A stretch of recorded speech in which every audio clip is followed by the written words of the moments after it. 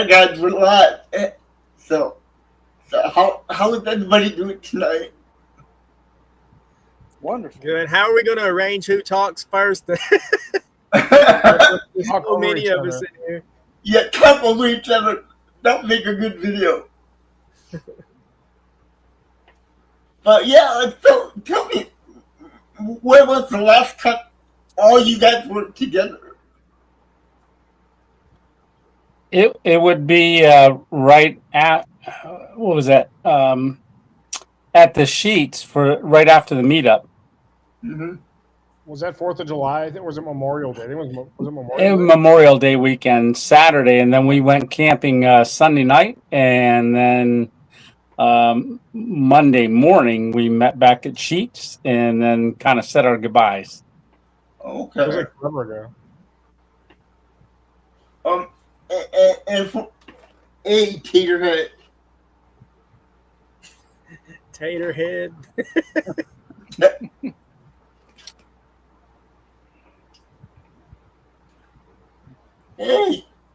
Hey, Gene. Are we live on YouTube right now? Yes, we are. We're live on YouTube. Oh, beautiful. It's okay with you. Hey, Gene. So yeah, guys. So all four of these guys are stealth campers, but all of them are different stealth campers. Let's start with Todd. Hey, Todd, what kind of stealth camping do you do on your channel? A little bit of everything, I feel like. Last night I slept, well, I kind of slept in a shipping container. And the week before that I was at a cemetery. The week before that I was just in the woods at an old motel. So I don't know, whatever I can find is wherever, that's what I'll do. If it looks interesting, I'll try and do it. And also, I guess I've kind of gotten known for going on rooftops sometimes. Yeah, that's mostly it. Going high. Yeah, even though I'm terrified of heights, I don't know why I keep doing it, but it's a thrill once it's over with, you know? And what about you, Tony? For me, stealth camping is just one of the genres. So it's, stealth camping is probably the one that gets the most views. And then you have car camping. I've added the e-bike in for e-bike camping. That's where I was at last night. I did a mountain e-bike camp in like a wooded area, but it was a cleared out logged area. And we had, what did I eat? I found them at Walmart. Brisket. It was brisket. Oh goodness, it was a smoked brisket sausage or something like that. It was really good. But do the car camping, the hammock camping, and just camping in general. And then the video that went out tonight was the abandoned golf course, mini golf. Wow. And what about you, Daniel?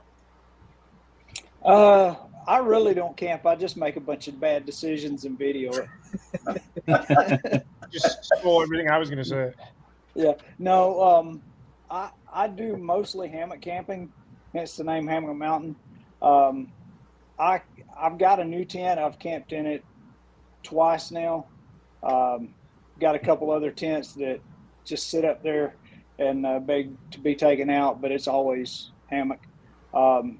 Occasionally car, truck. It just depends on where I am. If I don't have a place to hang a hammock, then most of the time tent or car, but hammock for the most part. And as far as places, anywhere that I won't go to jail. and some have been like really close to that line, but I think I try to stay on the right side of that line. None of us have gotten arrested yet, though. So I guess for a couple hundred camps, probably, at least 100 and change. I'm almost at 50. Tony's got to have at least that many. Todd, 30, 40. Daniel, 20, 30. I mean, talking probably 150 at least between the four of us. And you had, I don't Hey, Corey, I just want to say hi to Corey quick. Majestic Hammock popped in. Okay. Very majestic. No arrests yet, though, for any of us. I've been Wow. arrested, but not for stealth camping. Yeah, but that's amazing. I know Sam got caught a bunch of times. So,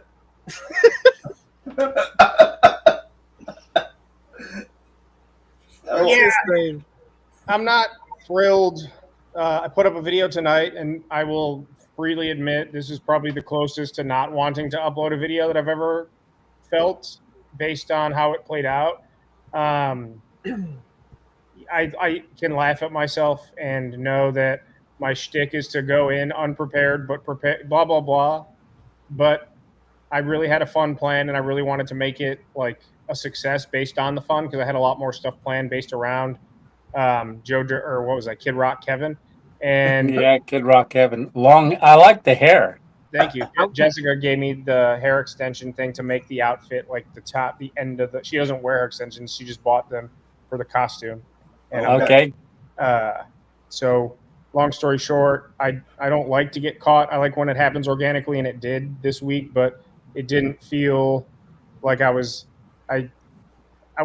like, I know I'm like the least stealth camper, but that's me being stealthy, but with myself present. But tonight was not stealth at all. Like it was zero. You know, if it's like 5% stealth and I get busted, like it's still stealth camping. Tonight was just me dressed like a moron at a location that had the dumpster I wanted to sleep in, and it was an hour and a half of me just standing around dressed like a moron. So that's, yeah.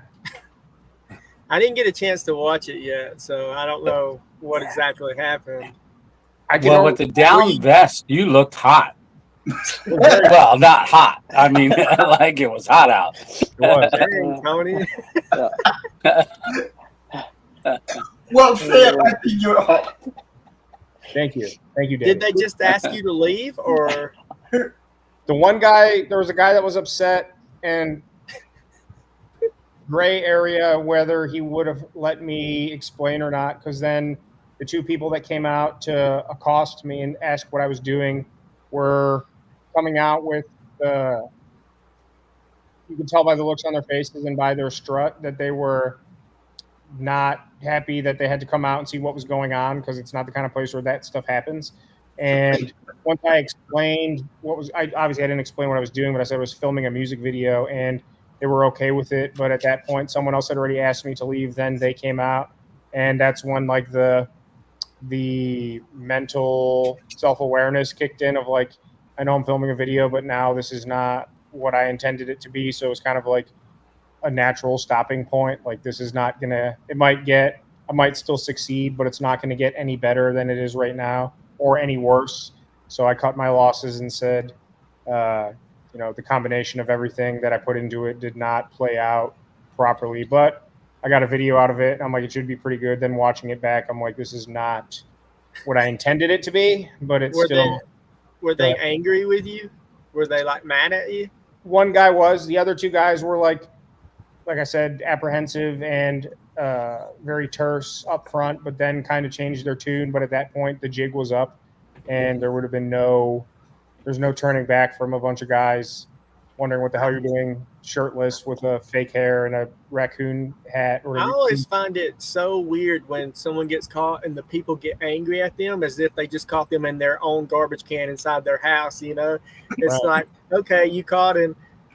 Tell him to get out of there, right? Like, why get actually angry about it?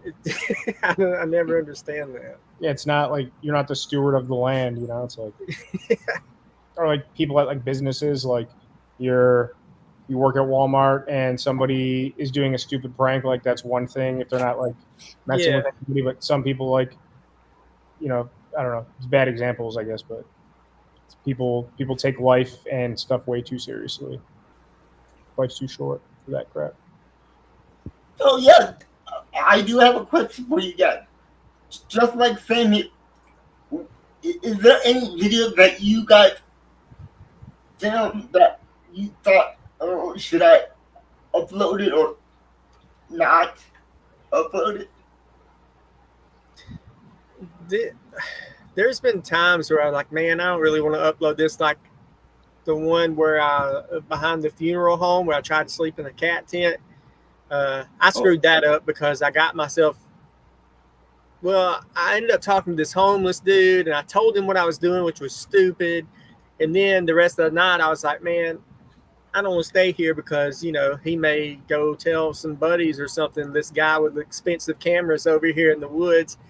So then I ended up I just left. And then that one was really the only one I think where I was like, man, I shouldn't even upload this because I'm an idiot. I messed it up, you know. But at the end of the day, I don't know. I'd really, really have to do something embarrassing for me not to upload the video because I feel like whatever happens when I go out there, that's real, you know. So that's just what I should put out there because that's what happens, and that's what happens, you know. Oh, I agree. What about you, Tony? As far as I've never had one that I didn't want to upload. My issue is I think I got a really awesome one and it does terrible. And then I got a really one that I think, oh man, this is going to really be a horrible one. And it does extremely good. And that's like Every cooking time. that tomahawk steak last week. I thought that would take off. No, it didn't take off. Yeah, It took off with me. I was wanting the steak so bad I could taste it. Oh, yeah, and thank you very much, Hammock Mountain, for that. That was a birthday present from Hammock Mountain there. Oh, And wow. it was good. It was delicious. And my birthday's It November looked 10th, Daniel. Tony, I don't know if you looked around at other people's videos last week, but there's like some YouTube drama going on right now with this age verification thing. I don't know if you guys know about this, and people have been trying to boycott YouTube over the last week. So I do think that some of the slow views, because my video did poorly compared to my other videos last Right. week as well. And even I was looking at Sam Bananas and stuff, and even his video, you know, usually when he camps with some rain, it's 50,000 views, right? But even Right. his last week wasn't. So I think that that may have had some something to do with it. But you are correct. Yeah, I was thinking that as well, because I was looking around at some of the stuff and I was getting frustrated. Like, it's, you know, I did all the algorithm-y stuff and, you know, the thumbnail, you know, I changed the thumbnail 3 times. I did too last week. I put a lot of work into that cemetery video, and it just didn't do what I thought it would do. I changed the thumbnail a million times, the title. I was like, oh, people aren't clicking on this because it says dead children in the thumbnail. But I didn't name it that. That's just what it's called, you know. Right. Jay, And you cooked with rice and everything. Yeah, You did. It's a good video. Jay, you had asked about videos that we didn't want to upload. I did have one. It turned out it done pretty decent, but it was one I was in Pennsylvania going up to the meetup, and it was a cemetery stealth camp that I had done, or I was attempting to do, and of course I was in there late, so I didn't know what was around, and there was a house a little bit closer than what I figured it was, and I think they saw me go in, and then I hadn't even videoed hanging my hammock because I wasn't going to film. So it was just kind of a spur of the moment. I was in the process of hanging my hammock and started hearing gunshots. Wow. And so I think what they saw me go in there, and then I think they may have just been trying to scare me off because they thought I was up to no good or whatever. But they probably saw lights on that truck go down in there, and it was kind of a very out of the way place. But the gunshots started going off, and then I left, and I ended up filming, kind of telling where I was and what I was doing while I was leaving, and then filming a truck stealth camp in town where I ended up. And I wasn't going to do that one, but I needed a video, so I put it out. But if I had planned on video, and I would have actually videoed going in and kind of the area where I was, and I would have already had my camera out hanging my hammock when the gunshots started, and then you would have heard the gunshots going off. And I'm not one to add in sound effects or anything like that. If it doesn't happen when, on video, it's not going to be there. And so I kind of fought with whether to upload that or not. And so I just went ahead. I needed to put a video out, so I uploaded it. But it's done okay. But that would be the one that I really didn't want to upload. I noticed 3 of you guys love to sleep in hammocks, and one of you don't. And we all know who that is. Sam doesn't. So what is it about a hammock that you guys like? Well, for me personally, it's the ease of putting it up. There is nothing else easier. If you have the buckles and everything on your hammock, literally in 1 minute, I can have a hammock strung up, ready to go, and you can have it taken down in about 2 minutes. The only reason that's slower is because you have to stuff it back in. But for me, that's why. I mean, it's comfortable. It's the quickest thing you can do, and also, it just varies where I'm staying at. If it makes more sense to use a hammock, I'll use the hammock. If it doesn't, then I won't. But I'm sure that Tony and Daniel know a lot more about hammocks than I do. Yeah, a lot of people think I've been camping all my life. I've only been camping for 3 years. And I started with the hammock because it was the cheapest way to get me into the woods and add to the channel. It was the cheapest thing. It was a cheap hammock. Now I know what the differences are now. So, yeah. But then after the stroke, a tent, I just up and down off the ground. It's too hard for me. Okay. I may have been the first one of this group right here to end up with a really comfortable hammock. Mine's comfortable enough that it stays hanging all the time. I spend time in it, even out here in my studio. But I say if a person doesn't like a hammock, they haven't been in the right hammock. Right. And so there's still a chance for Sam. I think the reason he don't sleep in a hammock is because he hasn't been in a really comfortable hammock. So a night in this one or the one that Tony has, and I think that would change his mind. Yeah, well, the hammock that I set up when Sam and I did our collab together had a hole in the bug net, so it didn't help. He did that on purpose all night. I was getting chowed alive, absolutely chowed. That was comfortable, though. I would have slept really good. But aside from the bugs, it was also the hottest day of the year up to that point. And I know I like to joke about moist and all that, but all jokes aside, it was mid-90s with 100% humidity. We were in the national forest at the lowest point of the count, blah, blah, blah. The river right there. So even when it's 75 degrees, it's 100% humidity where we were. So compounded with mid to high 90s during the day, and then mid 80s even at 4 a.m. before the sun comes up. It was extraordinarily hot, and the bugs were getting me good. I have a hammock, but it's a stuffed sack, stuffed sack. It's not a sleep. It's just a hammock. I keep it in my pack for fly fishing all the time. I don't use it as often as I probably should, but plenty of times it's the oasis in the middle of a hiking, fishing trip, fly fishing trip. Set that thing up, eat some lunch, even just get off my feet, loosen up my boots for 20 minutes sometimes. Sometimes I'll just plop my butt right in it and just leave my feet over the side and just lay down and just get off my feet after hiking and standing for 5 hours straight. So I've thought about buying one, but on my camping missions, I will never not use my Eureka tent. The bivy tents come in handy for, now that I've actually slept in it a few times, the bivy tents come in handy, and I love that for just the ins and outs, especially like if I had the truck and I just wanted to sleep in the tent. The bivvy's the way to go. I probably should add a Tony hammock or a Daniel hammock to my arsenal just to change things up a bit, just to have it. I don't know that even if I had the Tony 5000 hammock, whatever the top of the line of all time would be, the Tony 5000 sounds like it probably would be, though. If I had the Tony 5000, I still don't know if I would be more apt to sleep in a hammock versus my tents. I don't know. I can't, even if I absolutely loved it, which I'm sure I would, I feel like it would just be almost kind of like what Todd said. I'm very much situational.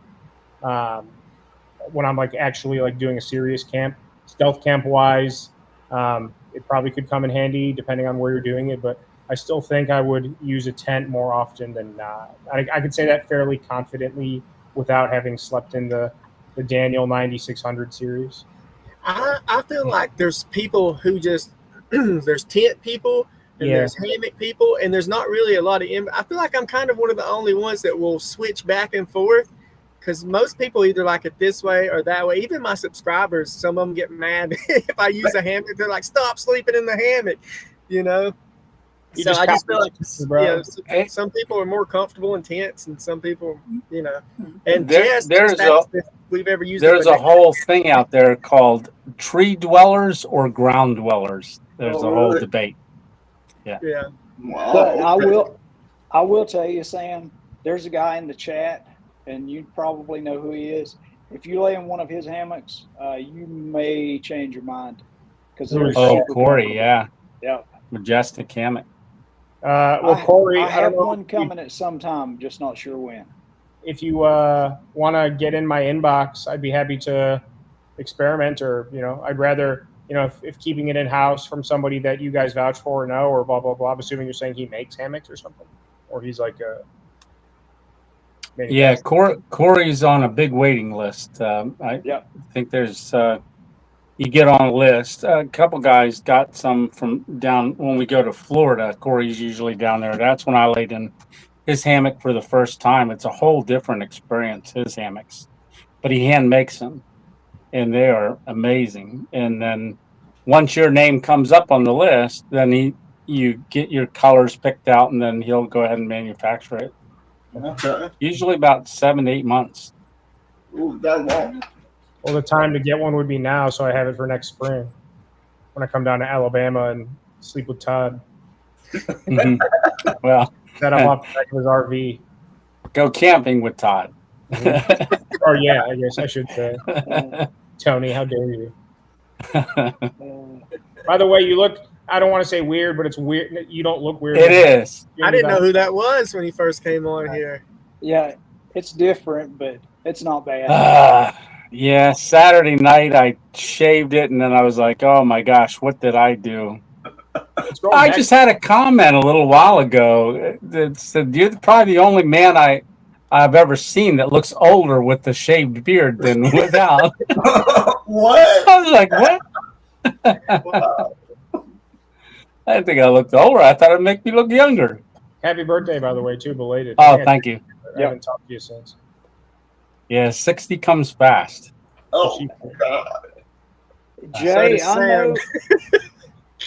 Jay, I know you were asking the questions, but someone had asked something about you camping. Me? Yeah. Yeah, I saw that in the chat. Something about a bus and camping in South Korea. Well, I did go camping in South Korea with my cousin. But I don't know if you would call it camping. It was like glamping.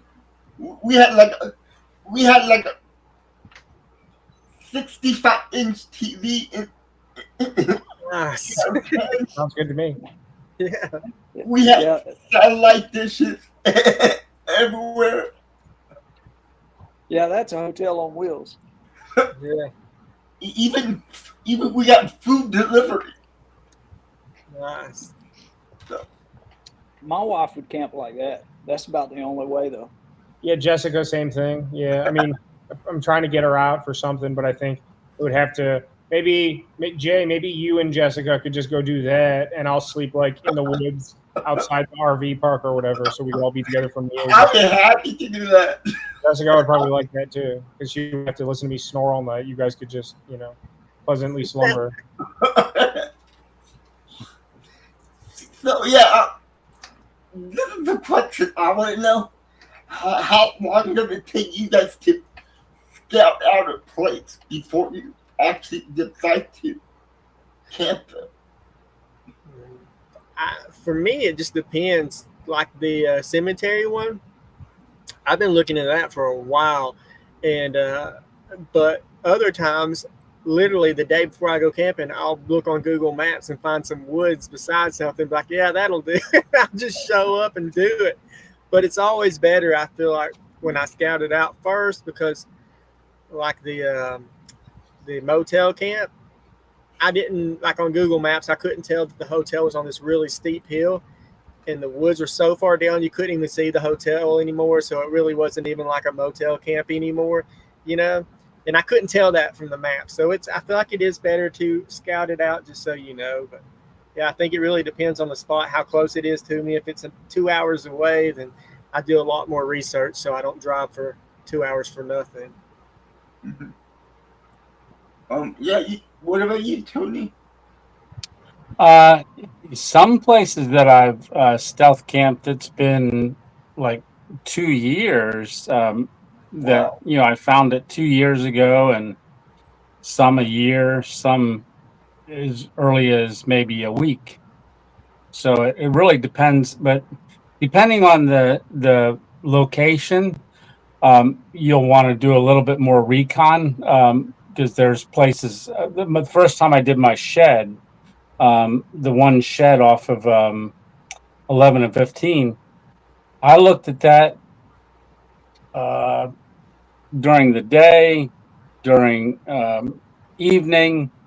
I even drove over there at night and sat there across the street and just watched to see how much traffic, or in different days, because certain places get more traffic on certain days than others. So if you can hit it when it's not as much traffic, it's usually better. But then it's all weather dependent too. Okay.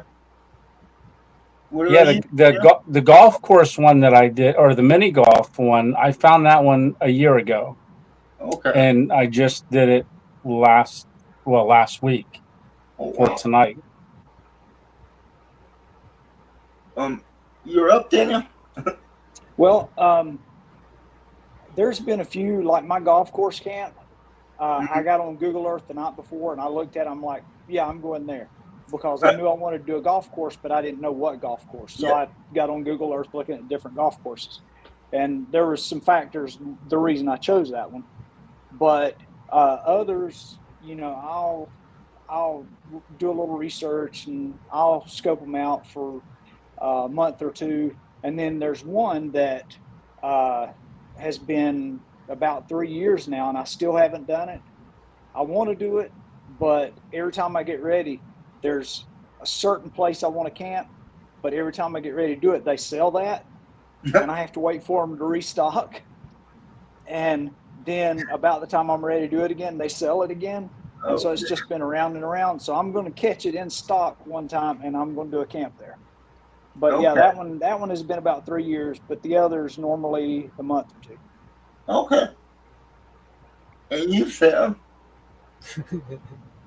I guess everyone kind of said what I was thinking, I guess, in a roundabout way, without piggybacking on everyone. I agree in principle to what everybody said. I see it of my pants a lot of places, like, hey, that looks cool. If I'm driving home from work or driving to get a milkshake, whatever, hey, that looks cool. Let me loop around the building. Oh, that looks like it could be doable. All right, next Thursday, let's go do it. And that might be it. Other places are places I've known about my entire life and I'm familiar with. Certain places are places that, again, I've known about forever, but never thought about stealth camping at until they refreshed my memory. If it came into my mind, or I went there for the first time in years, or someone brings something up. So kind of a healthy mix. I guess the video that came out tonight, if you could call it a stealth camp, of course I did, but you could call it a stealth camp. Out of 47 attempts or videos, it's kind of a little bit of everything at this point. I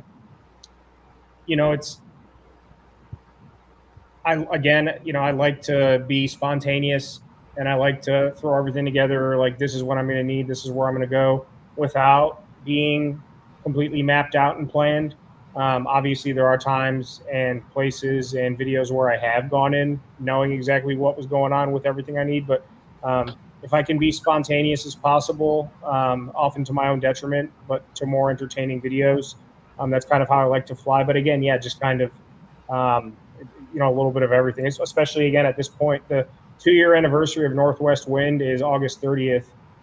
So, it's, I was kind of being nostalgic and retrospective, especially the past few days. I know Todd and I were talking a little bit too. We talk a lot. Just usually me just being sad and dramatic. But it's funny when you can look back, especially hearing all these questions and stuff, and what everyone else is saying from their perspective. It's funny, actually being able to, for me personally anyway, and everybody else that has, Tony's been going for a while, Todd's been going for a while now too. Daniel, same thing. We can all look back on and actually pull experience from not just like, we've been doing this. It's like 3-4 months. I've done 7-8 stealth camps. It's like a couple of years worth, dozens of videos worth. It's not like new to us anymore. So everything we've learned and experienced along the way, whether it's planning where to camp or planning how to film, or whether we like our hammocks or our tents, it's like we're all kind of very in our own zones, if that makes sense. I know that you asked me a specific question and I ranted in like 8 different directions, but I hope that all kind of makes sense. Yeah, I was going to say there are some that just spur of the moment. It's all over the board. But one of the hardest things is scouting, is just looking for places, because when you're first in it, you do all the stuff that's close by you or that you are familiar with. But once you do camps there, you have to broaden your area, but you get better as you're doing it, of looking for things, go, oh, that'll work. And after you do your first stealth camp, then you have an eye for it. Like everywhere you look, I could get in there. That's what she said. I also sorry to interrupt you, Daniel. Just to end my thought. I'm sorry to mean to interrupt you. I just wanted to put it out there. I have a list, an ongoing list that I started 2 years ago, and as of right now, when I just edited it and added a few things, I email I'll pass by Applebee's or I'll pass by Tony's house, and I'll be like, email myself, add this to the list, and I'll add several at a time. My list is over 200 ideas long, but it's funny that out of the last 15 or 20 I've done, none of them have been from the list. Like Tony said, they were all like impulse. I'm just like, crap, I gotta go do those. So I do have a list, but again, it's more just like in your back pocket versus what am I going to do from the list this week. I just find it's kind of ironic that I have that 200 plus ideas, and I haven't done any of the list ideas in a long time. But sorry, Daniel, go ahead. Oh, that's all right. I was going to add one thing that does help me choose my locations is the challenges that come out from the Stealth Camping Alliance, because Tony is a part of the Stealth Camping Alliance, as I am, and once a month somebody puts out a challenge, a stealth camping challenge, and I like to participate in those because that's somebody else deciding what camp I do or how to steer my camp, and that adds a fun aspect for me. I'm not the best at it. I have won it 4 times, but there's quite a few others that's won it more than that. But I do really enjoy those challenges, and so a lot of times that's what steers me in the direction that I'm going to camp, what type of camp I'm going to do or where or whatever. But that's, other than that, I have a bunch of ideas in my head, and then everywhere I go, my wife says, all you think about is stealth camping, because I see spots everywhere I go. I think we all do. Yes, but I got another question from Jean. She asked me, what are my favorite video of you guys, for each one of you? I'm going to start with Tony. I'm a big Alfred Hitchcock fan. So I like the way you went to the abandoned Sonics. You got the hamburger. Oh, yeah. See, that's one I thought would do really, really good. Yeah, that was filmed at two different Sonics. It's super cool idea. Definitely super original. Right, wrong, or different. Yeah. I wish, because that, as it started, it actually kind of grew into that. But I had the idea, but I should have planned that out better, because I could have done a lot more stuff. And yeah, well, thank you. Yeah, that was, I thought it would do amazing. I was like, that's going to be the most creative video I ever did. And I even called Todd and Daniel. I said, hey, this is the most creative video I ever did. It's going to be amazing. And it didn't do hardly anything. Yeah. It was a good one, though. I liked it. I did, but the acting in it, I give it an A+ for the acting. Tony, I appreciate it. Tony, you could definitely be the leading man in those movies on Lifetime or like Sci-Fi Channel for sure. Right.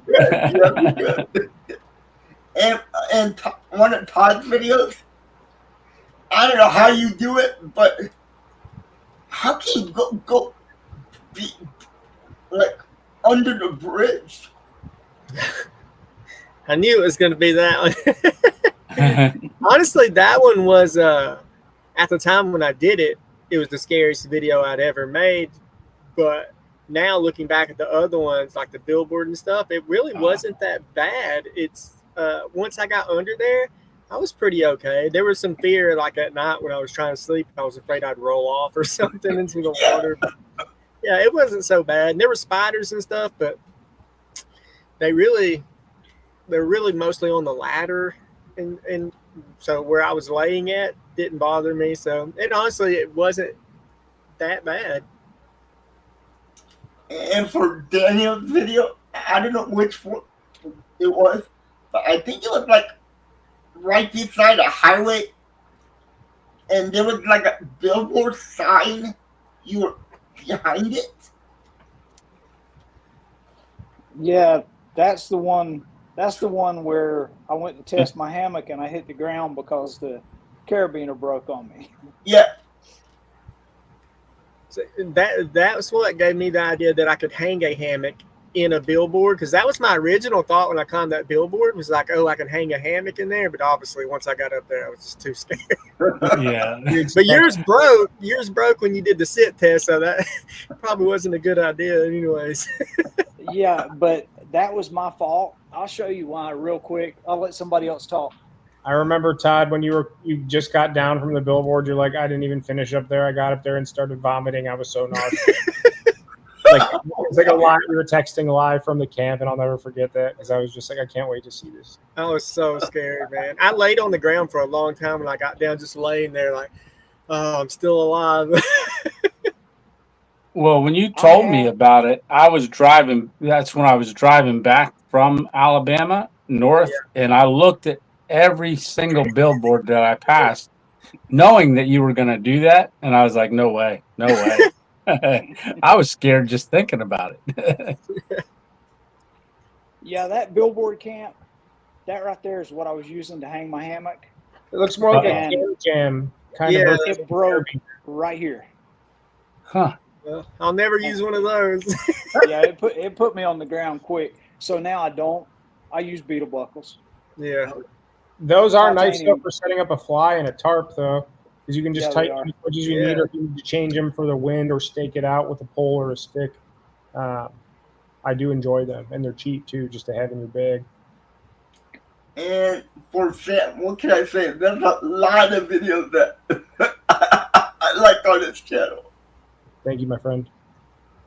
But the particular one that I really was concerned about was that really, really scary video where you're in the tent and some people were messing with you. It was Tony and Todd. It was. Okay, it was them. Okay. Should I go back for round 3? I told you I'd go with you. if you ever go back, I'll go with you. I'll hide off in the woods. That way if they come back, I can jump and attack them. But yeah, but can you go over that? What happened? I'll go, but I can't run. Tony will be the token guy that will be sacrificed in the first 15 minutes of the movie. Yeah. But yeah, you explained what happened. But yeah, how late was it?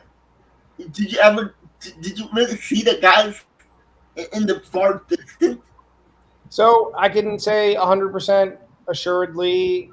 Maybe in the video it seems more mysterious, but it was definitely people. The second time it was still twilight and it was people, and I want to say it's probably just tweakers. I hate to use that word in a derogatory way because if people have issues, I'd like to see them get help and whatnot, but probably just tweakers, people that go back there. I think there's a reason there was not only, if you watch the video in the morning too, you could see that I think it was the morning, or I found the tent that I set up next to and there was a tarp there, and then in the morning, or maybe the second time I went back, there was another tarp. So people have definitely, it's a big open area. It's a public park and there's very easy in and out access. So it just has to be people that are vagrants or down on their luck or going through whatever they're going through, and probably territorial, or maybe just very curious in a threatening kind of way, I suppose. Looking back on it now, it's definitely fun and cringy, especially when I see people react to it or in simplest terms, steal the content to rip it off and make a spooky TikTok or a spooky reel, or in the compilations. It's the video itself is almost a meme at this point. I think it's not. It is. It's almost like a meme at this point. Yeah, it is. It feels cool to have a video that is so polarizing and so, I think somebody said it the other day on that video, or they messaged me, one of the two. Somebody said, it's as far as the camping niche and videos go, that it's definitely one of the more controversial videos in the whole scheme of, even all the stuff we all do. And so it, will be cool to look back in 5 or 10 years and kind of see,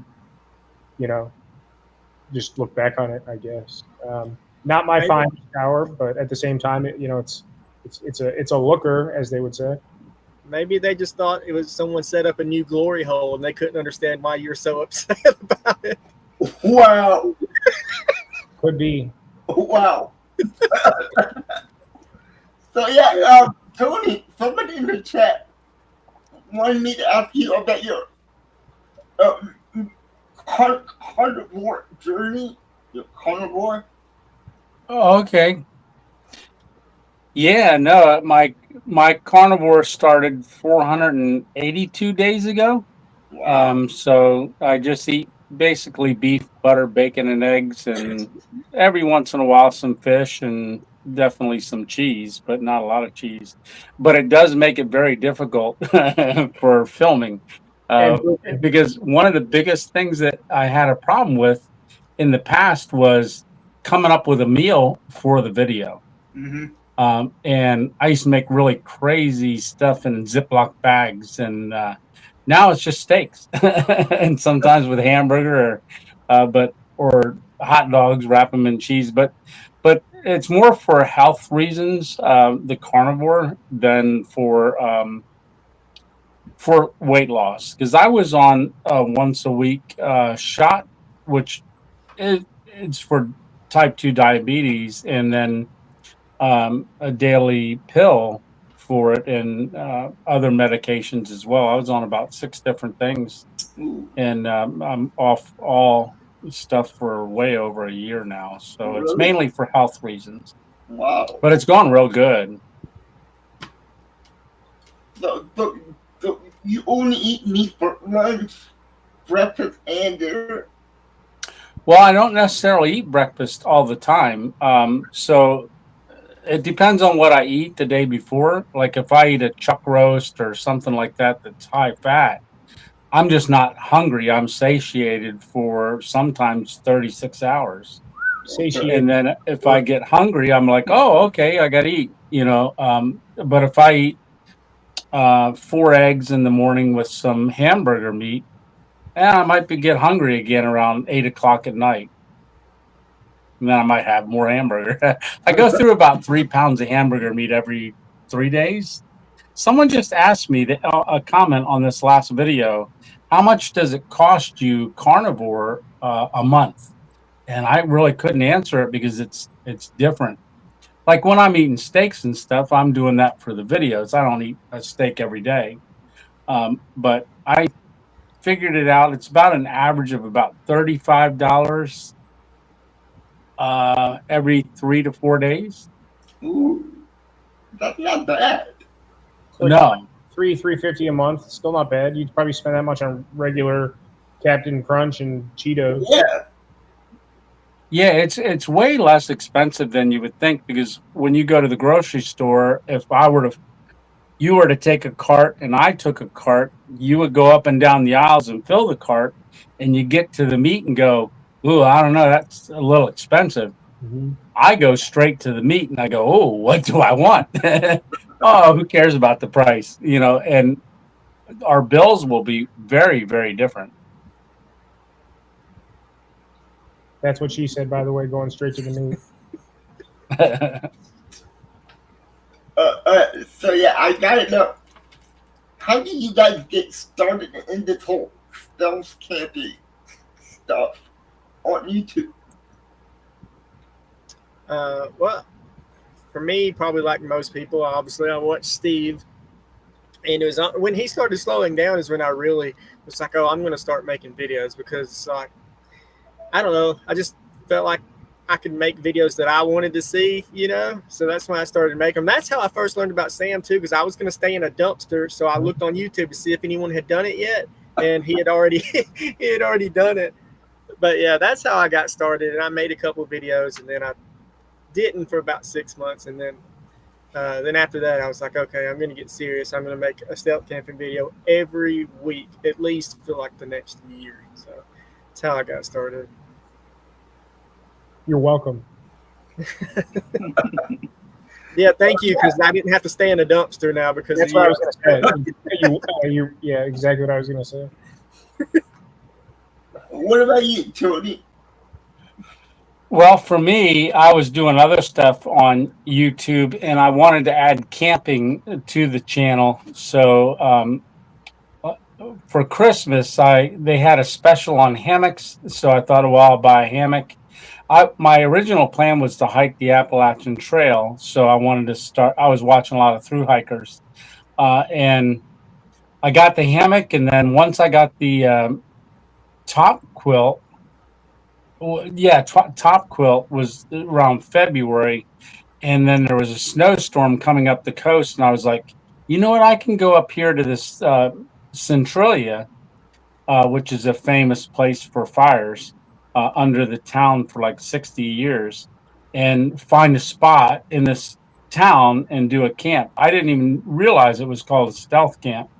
And then a guy reached out to me, Squib, who's part of the Stealth Camping Alliance. After he saw it, he says, hey, that was a stealth camp. We got a group started up on Facebook. And then I joined with them, and they came out with a challenge about a month and a half later. It was a bridge challenge. So I decided to do I knew it was called Stealth Camp at that point. So I did the bridge challenge. And during the bridge challenge, that was 27 hours before my stroke. And but that's pretty much how I got into stealth camping. Sam, you're up. All right, real quick, I want to have somebody say hello real quick. Just I don't want them to get all the attention, but hey, Steve. Hey, Steve. Yeah, Steve pops in. Okay, go eat the poutine. Get out of here. Leave. Bye, Steve.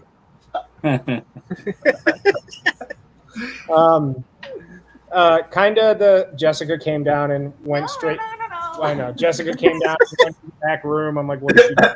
I'm in the mansion. Hey, Jessica. I'm not speaking to to any of you until you answer my banana hammock question. I answered it in the chat. Todd did. Nobody else did. I can't see. I'm watching the stream, not YouTube. So I've been going back and forth just seeing who's in there. But kind of, I've had channels, and I've explained in interviews and on my channel, so I don't have to go into like the 20-minute deep dive of why. But I have been doing camping, fishing, outdoors, all kinds of other stuff, and I'm a big train guy. So a couple years ago, my buddy Uncle Canada, if you watched the channel and you've seen some other videos, you've seen him before, sent me a video of these guys building a backyard, something railway. I forget what the video was called. And it was Steve and Crazy Neighbor, RIP, building that railroad out of old fence posts and chain link fence. And I was like, I really wish they would have accomplished that, because the idea still intrigues the shit out of me, pardon my French. And so I'm looking for more Steve on his channel immediately, and became hooked like the rest of us, and decided that I wanted to eventually try it out. Home Depot shed. We actually got a shed like the same time I shot that was when we were looking to, and now have had for 2-3 years, whatever, a shed. So it all kind of just like coagulated organically, but by Steve. Stealth camping, we wanted a shed. I'm like going to Home Depot's, here's and there's and Lowe's and looking at sheds. And I'm like, it would be great to sleep in here. Cheese curds. And then cheese curds. Yeah. And then outdoor, unsupervised. I don't know if you guys are familiar with him. I'm sure you've probably all seen one of his videos. He did a Home Depot shed. Tony's done a shed. I'm not saying each other. I'm saying like the shed is almost like the roundabout, which I still have to do. Like, I feel like there's marquee stealth camping videos like the highway, the shed, the roundabout. There's probably Home U-Haul. Depot. Yeah, U-Haul, Home Depot. I guess that's another thing I want to point out without anybody asking, or without anyone bringing it up or asking organically. But not that it's not anything to do with Steve, but we're not all copying Steve. We're not all copying each other. Just for everyone listening out there in the metaverse, we all are friends here.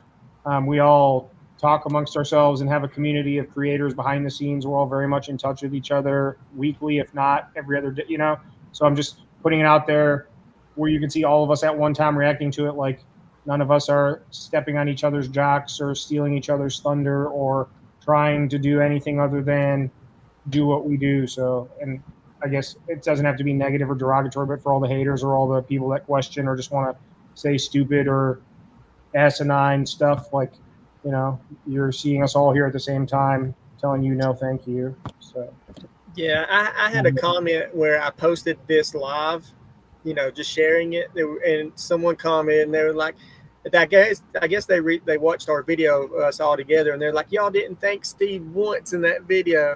And it's Steve liked it, though. Like, I have mentioned Steve so many times in so many different videos. I'm not going to thank Steve Wallace every time I make a video. And you know what I mean? And and he made stealth camping popular, but he didn't invent it. People in the 90s, the cyclists, were stealth camping back then, and they even called it stealth camping. You can look it up, So it's like, I respect him, but yeah, I feel like some people just expect anyone who does stealth camping to just, I don't know what they want us to do, honestly. What about you, Daniel? Well, if you can hear me, my internet's going in and out really bad. But what got me started, once again, like most everybody else, I watched Steve Wallace, and then I also ran into another guy out of New Zealand. You can't hear me? No, I can. Yep, we can hear you. Okay, all right. I also ran into another guy out of New Zealand that has the Hammock, has the Hidden Hammock channel, and that was during COVID, and I guess they were not letting them do anything outside, and so he had went under a bridge and made a video saying he was starting the Stealth Camping Alliance.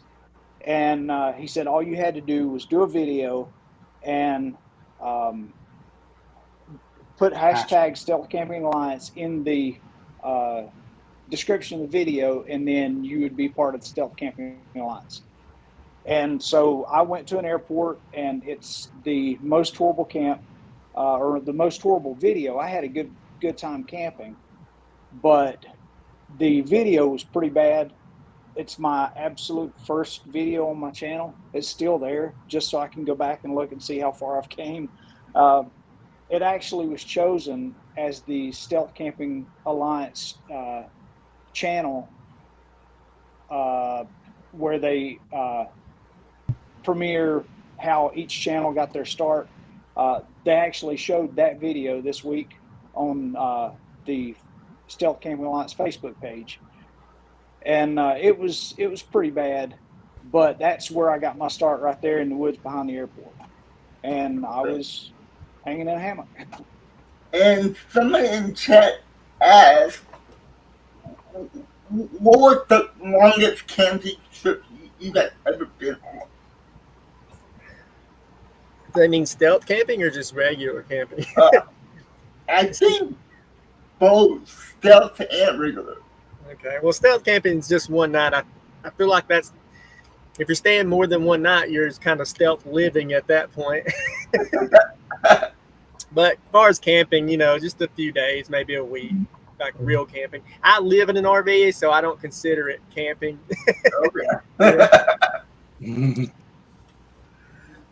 What about you guys?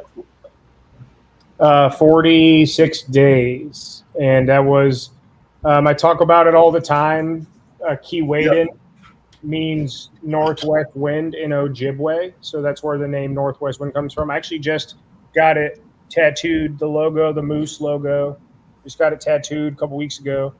But it was the canoe trip camp I went up to in Northern Ontario for 4 years, which I was 12 through 15, 4, 5, 6, and 7, 2004, 5, 6, and 7. And canoe trip camping like the Aboriginals did, wood canvas canoes, paddling, portaging, bushing campsites, cooking over a fire, all that crap without 30 minutes worth. And the first year I did a 5-day canoe trip, then a 10-day, then another 5 and a 10-day. Second year, 5-day, 10-day, 21-day. The third year, a 15-day and a 25-day. And then my fourth year was 46 days. So that's leaving from base camp and being on a canoe trip for 46 days and 46 nights straight. And what about you, Tony? You, Tony? Yeah, for me, just as a kid with my dad and stuff, maybe a week. Okay. But that was only up until I was about 7, maybe 6 years old. And then I only took my kids camping maybe for a weekend, about twice or 3 times. Okay. And I'm just, the longest I've ever camped in as an adult has just been an overnight stealth. Wow. And what about you, Daniel? Well, where I volunteer with the Civil Air Patrol, we, like, at least 4, 5, 6 times a year, we go out and we do 3 to 4 nights.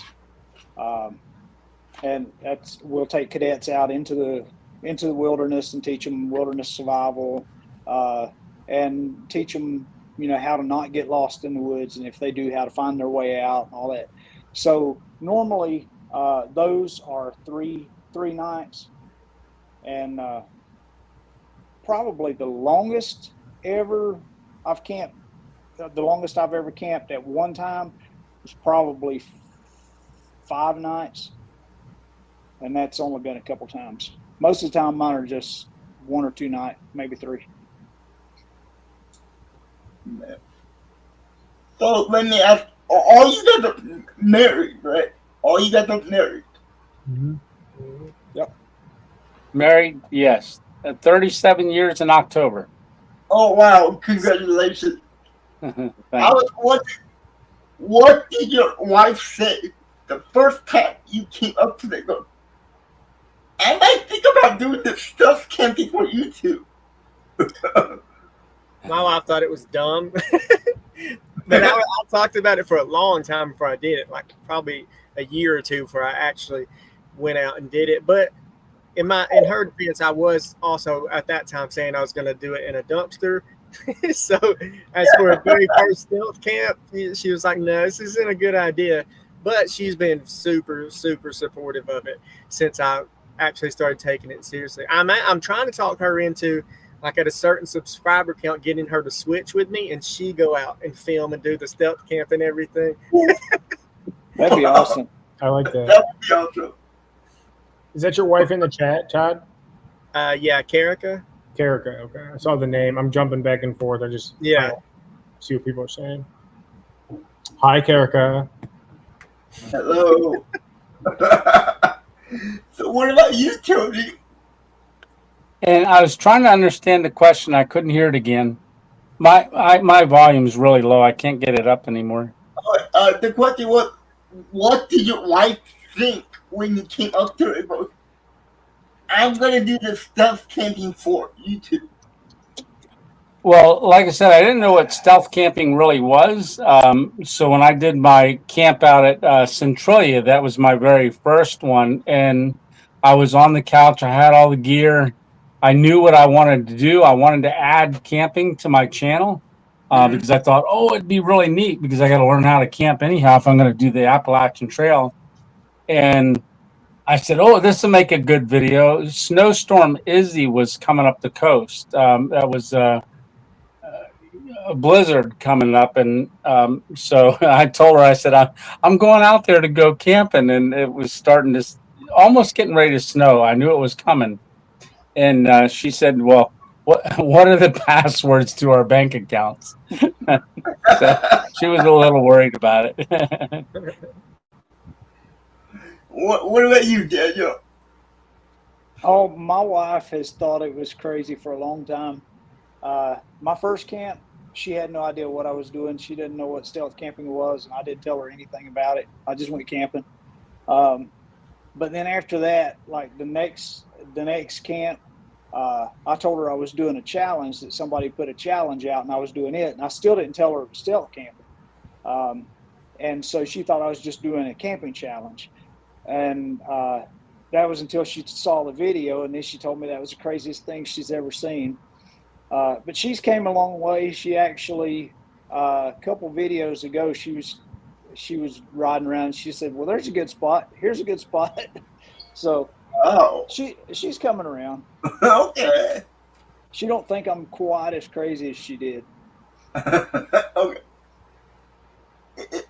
It's your turn, Sam. What about Jess?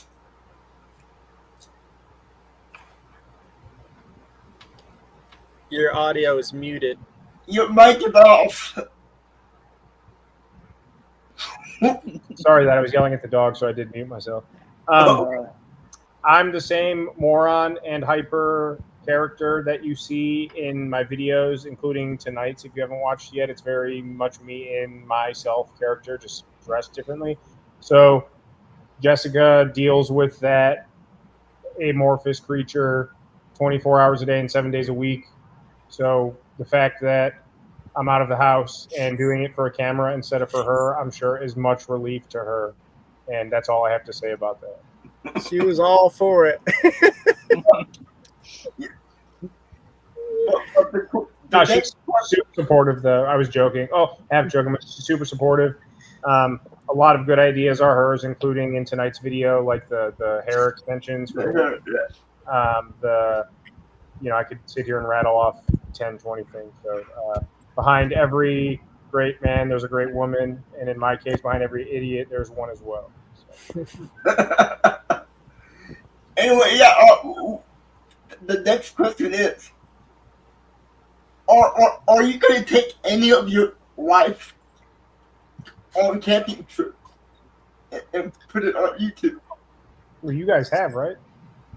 Yeah, I took Lisa on a camp for our 15,000 subscriber special, and Wow. at the end of that video, I asked her, I said, so what did you think? And she said, I'll let everybody know on Sunday Night Live. And tuned in on Sunday Night Live, and people were asking, did you like it and things like that. And she goes, I think I'll do it.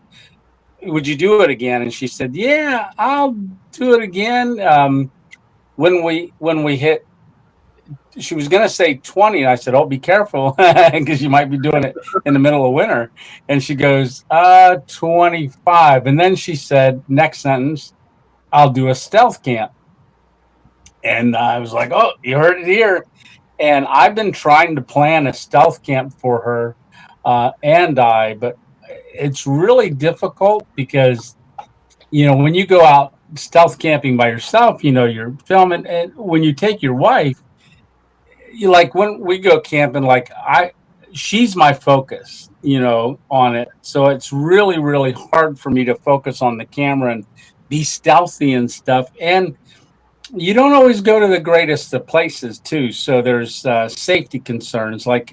I had thought about the golf course or the mini golf. That was actually going to be our video that she went together with me, but I didn't like the situation when I gone to scope it out a couple times. And she said about Centralia, we should do it up there. But there's people come from all over the United States to see Centralia. And the guy was mugged not too long ago by gunpoint.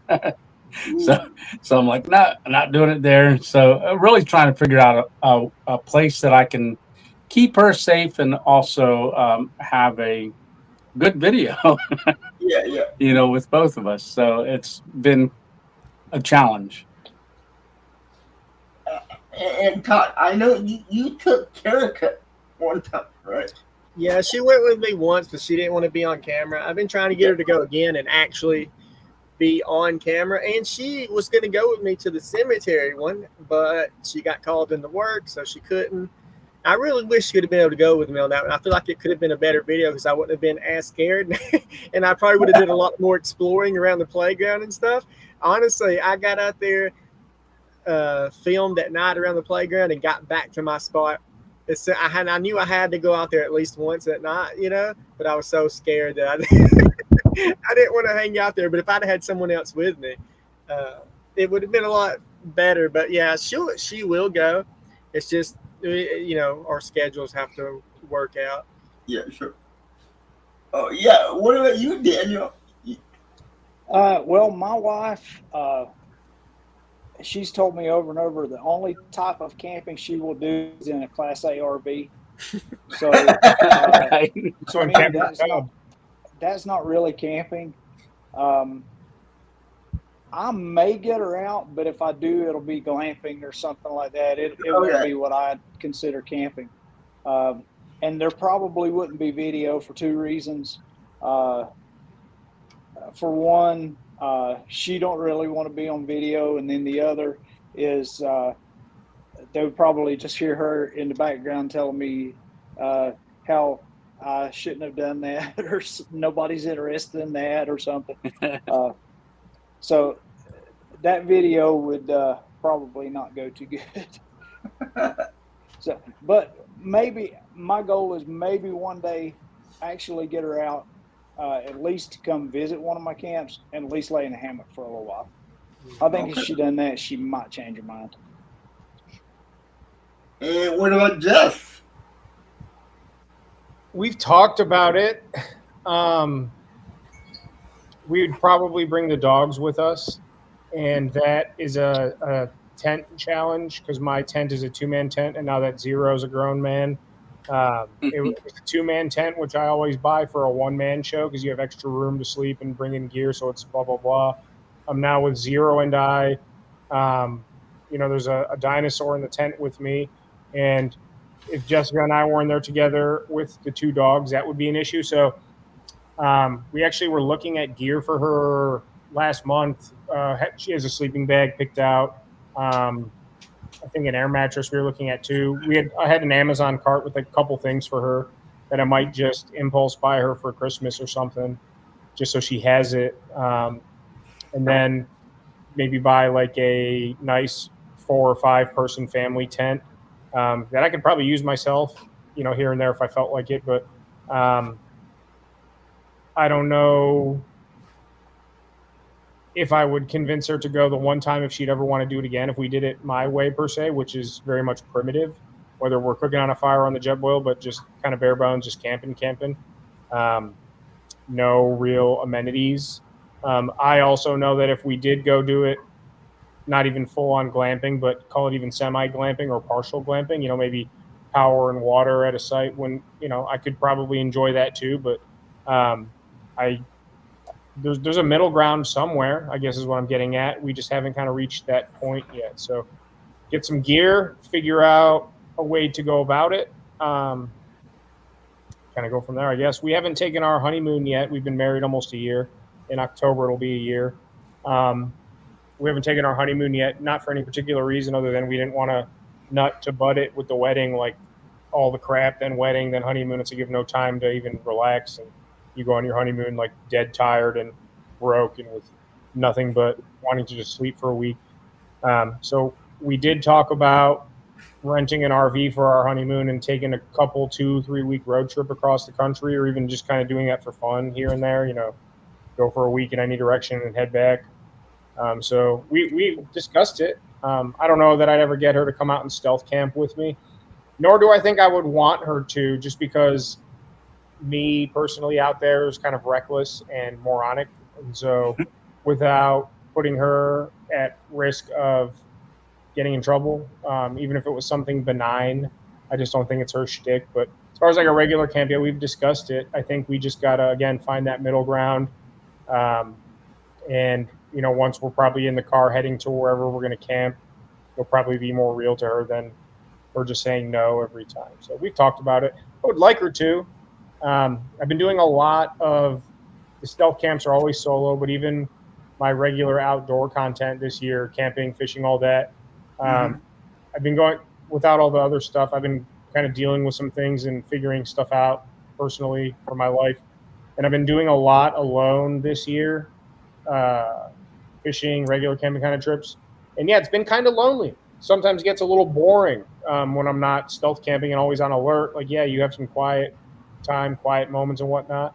That's why I especially enjoyed the 2 nights in a row that we all got together in various shapes and forms and groups and locations, because, was camaraderie at its peak, where everyone was doing the same thing and on the same page and on the same level. So just piggybacking off that, I would definitely love to have my wife with me on a camping trip. Obviously not in the woods at Walmart, but, so I know that was I have this tendency to give like 30-minute answers to a very simple question, but that's all I have to say about that. So yeah, every time you go stealth camping, how much gear do you have to take? Like, do you have to take extra batteries, extra cameras? How do you set it up? How long does it take to set up? So I actually just weighed my bag the other day because I was wondering how heavy it is, and it weighed around 32 pounds. And it just depends on where I'm going. If it's a hammock spot, then all I need is a hammock. I don't have to have, an inflatable mat. You don't have to have a pillow with a hammock. I still bring one though. But yeah, so it just depends on where I'm going and how much gear I have. And yeah, there is a lot of, I bring at least 2 cameras, my DJI Pocket 3 for my main camera, and then the Action 3 is just an action camera from DJI for doing time lapses and FPV shots. If I'm climbing something, and strap that on me. And then extra batteries and some kind of, now that I have this rechargeable fan, it's a big battery bank, so I'm using it as a battery bank as well. So, but usually I would bring some kind of battery bank as well to recharge phones, cameras, batteries, lights, all that kind of stuff. And for setup, it depends. Hammock, I can be set up in 5 minutes. But if it's a tent and I got to put the poles together and stake it down and all that stuff, like 10 minutes probably. What about you, Tony? Yeah, it really depends on the camp and the time of the year. And the size of the bag you can take. So for say like the e-bike camp that I just did, I was it's 25 liters, so there's 12 and a half on each side. So I got all my sleeping gear in one side, and then I had all of which was my hammock, my tarp, my top quilt, and in the other bag I had a jacket, a tripod, and things like that. And I still had to put a backpack on because you've got, for 3.5 years I filmed with my phone, and that was it. But with the Osmo Pocket 3, that's a game changer. I really love filming with that. So you have an extra battery for that. The little light.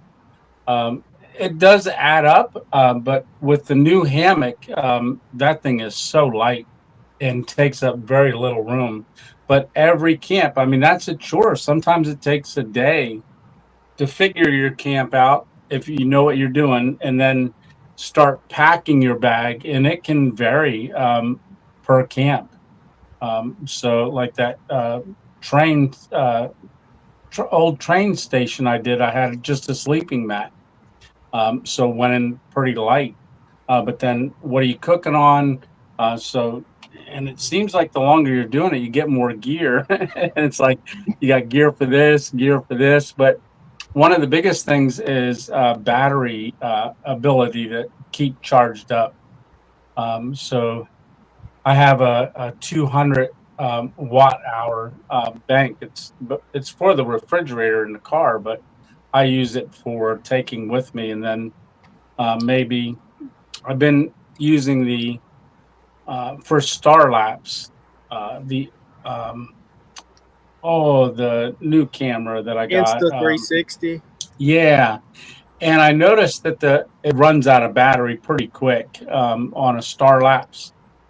So I took an extra battery for that now, and so but it adds up. But then you start gearing down once you know or figure out what you're doing. You can eliminate certain stuff. Yeah. What about you, Daniel? Like, how much stuff do you take? Well, it really depends on the camp.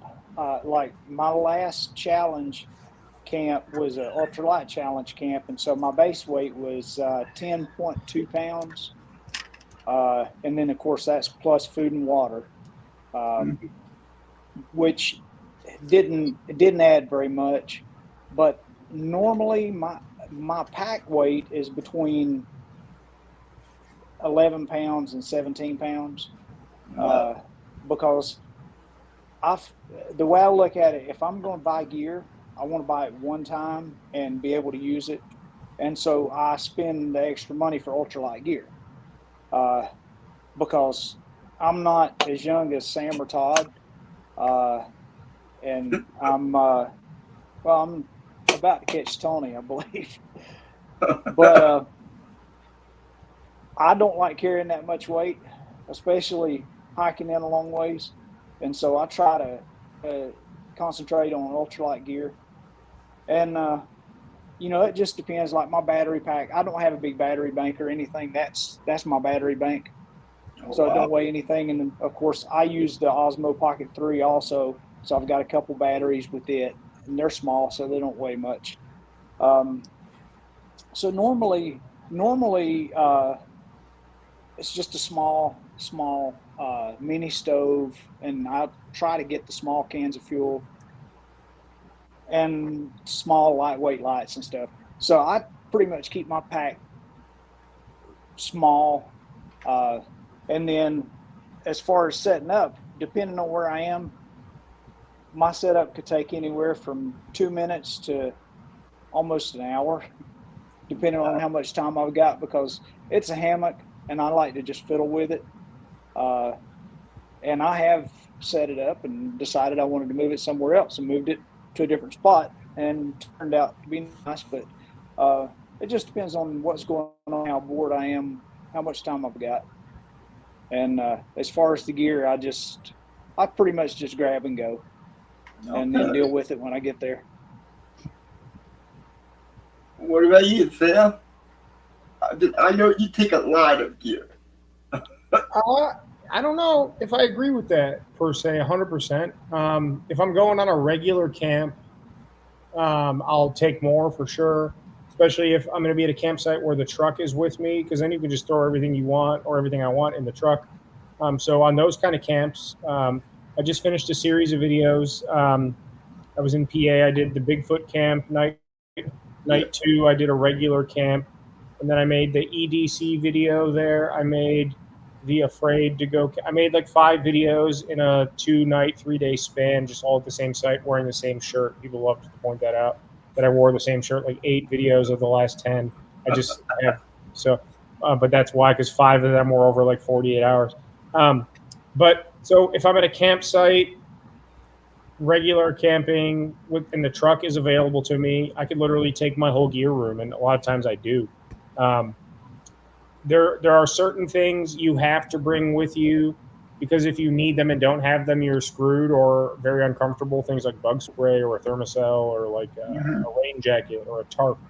Because if it starts to pour and you don't have your tarp, you're screwed. And then there are things that you could bring that are bougie, like pillows or extra. This isn't,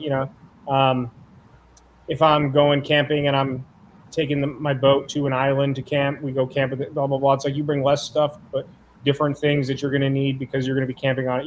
Situationally, for a stealth camp, I think that was the question, right? For stealth camping, I try to go as lightweight as possible. A lot of times, if I'm making a meal that's not a mountain house per se, I'm prepping all the food at home. So I'm like, sausage and peppers, I'm cutting the peppers and onions and sausage and getting it all ready in like one Tupperware so I can just throw it in my pan, versus like someone like Steve per se will bring a crock pot and a ironing board, all kinds of stuff.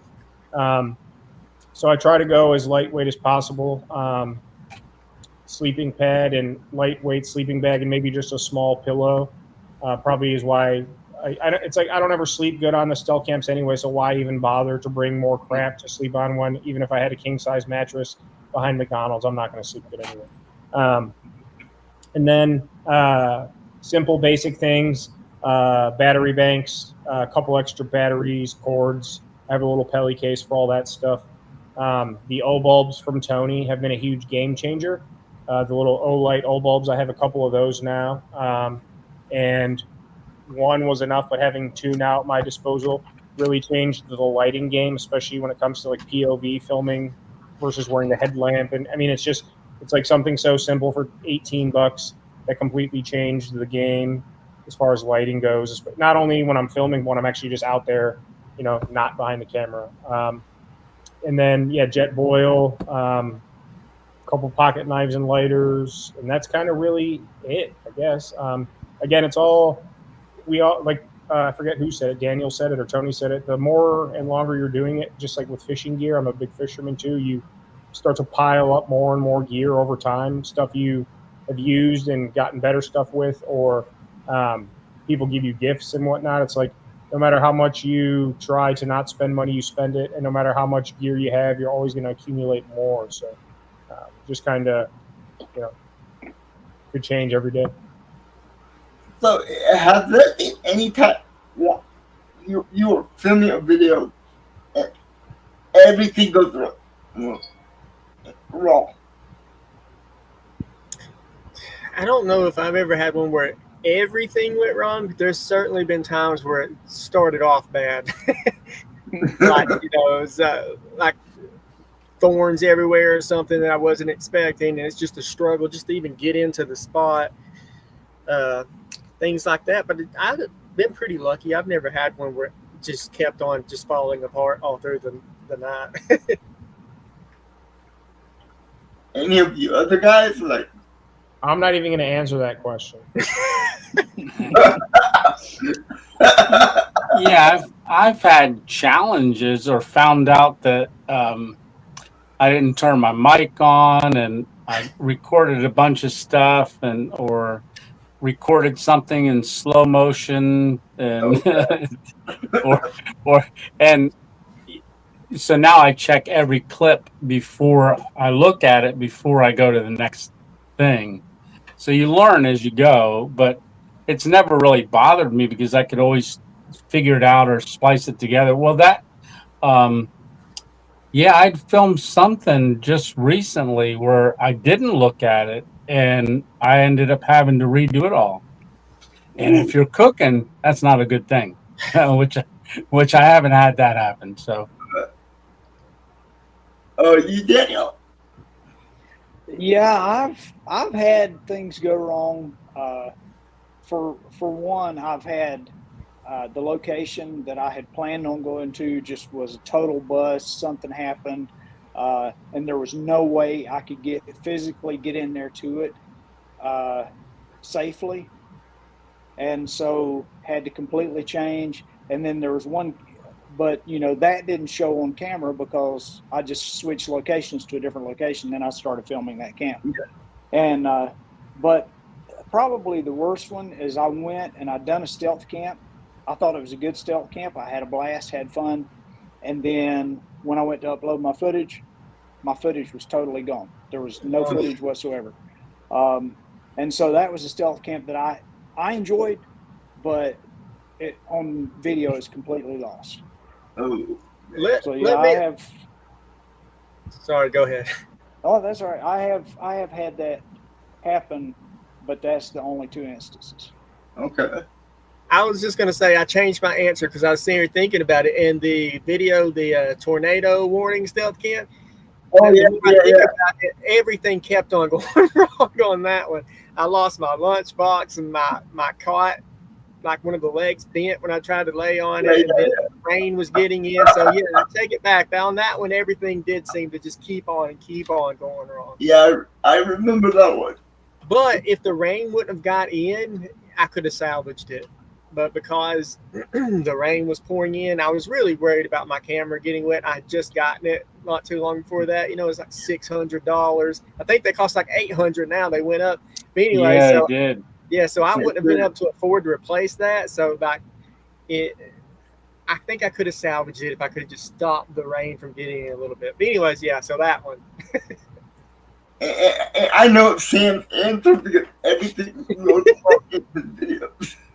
Yeah, if you're tuning into this live or tomorrow or in 2 years, that's a good thing about YouTube is, again, 2 years from now we can all go relive this fun conversation again. But if you go back, you can see there's a lot of those, including tonight's video. I'm really not proud of tonight's video at all. It's fun, I think, and it's goofy and it's on brand for me, but what I had planned personally did not work out. One thing that popped in my head when Daniel was talking was, yeah, there you go, Kid Rock. One thing that popped, and all the credit goes to Jessica because I was going to wear a Hawaiian shirt with no hair, and then she said, "Put on your vest," and had the hair ready to go. So the costume. Oh, wow, okay. She set you up, man. No, yeah, she did. She really did. Yeah, but a big shout out to Jess. She's very, very moist. Wow. When Daniel was talking, though, one thing that popped in my head about we've all had things that have gone wrong in various shapes and forms. I've heard Steve say it in like 15 videos, especially more recent ones. The pallet one, the bear trap one. Those are just the recent ones, but even going back several years, I've been following him for 4 or 5 years now. There's more videos than I can think of on the top of my head where he literally says he's filmed this video 3 or 4, the drainage tube one, he's filmed it 3 or 4 times, or started filming it and left, or people came, or this or that. So even, Steve himself will go through that where things don't go right, things this or that. But I guess that it occurred to me now as I'm saying that he doesn't upload those. So he'll go back and do it 3 or 4 times till he gets it right, I suppose. The next video he has coming out, I know he has tried to film it a few times, and I don't know what's happened, but yeah, he just completely abandons them. He just goes and redoes the whole night over. I'm on such a tight schedule that I can't do that. You know what I mean? Like, I'm camping on Wednesdays, editing on Thursdays, and posting on Fridays. So, yeah, so that was my next question. How long it take to edit those kind of videos? Takes me forever. I know these guys are probably faster at it than I am because they've been doing it longer than me, but it takes me forever. And like tonight, when I get off here, I'll be editing till 2 or 3 o'clock in the morning, and then it'll take 6 or 7 hours to get the video done and then uploaded and all that stuff. And I've got to, starting this week, I got to start filming 2 videos a week because during the month of October, I won't be able to film. I'll be working the entire month, like 13-hour days.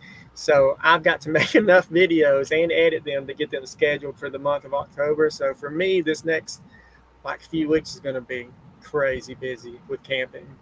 Oh God. Yeah, as far as editing, because I was going to hike the Appalachian Trail, I learned how to edit on my phone because I figured they can't take no laptop with them or anything like that. So I started editing on my phone, and I just kept up with it. So I just, when I say lights out, it's lights out to the camera, but that's when I start editing, and I edit everything that I filmed up till when I went to bed, saying lights out. And then, so like last night, that was around 11:30. Then I edited until probably 1:30, and then I have to upload it because I want everything off my phone. So I download it onto a Critical and then resave the new one so that anything that I film at night or in the morning, that's all I have to edit. So by usually 11 o'clock, I'm uploading the video. Okay. Man. What about you, Daniel? Normally, I'm looking at about 6 hours to edit. Depending on what happens, sometimes that's 6 hours between 2 days, and sometimes it ends up being 4 hours one day and 4 hours the next day. But normally, I try to keep my editing to around 6 hours. Damn. I know you take a long time for that. Yeah, I was just thinking, I've done some long form stuff, including recently. I got back from Canada. That was 3 days, 2 nights. And the video, it's scheduled for sometime in September. It's 56 minutes long. That was 4 hours and change of footage, but I took a long time to edit it compared to normal. It really took my good old time. I probably spent 3 or 4 hours a day, 3 days in a row. And the stealth camping behind the scenes documentary, that was probably the hardest video I've ever edited, aside from my Boundary Waters canoe trip. Lengthwise, the Boundary Waters might have had a little bit more time footage-wise, but the stealth camping documentary was like 6 or 7 hours worth of footage. I'll have to check the file. I don't know if I still have it, but we filmed the highway stealth camp, and I had filmed a documentary or just pretty much everything the whole time. So I had to go through and get a video out of it of the actual camp, and then go back to the beginning of all the footage again and edit it like documentary style.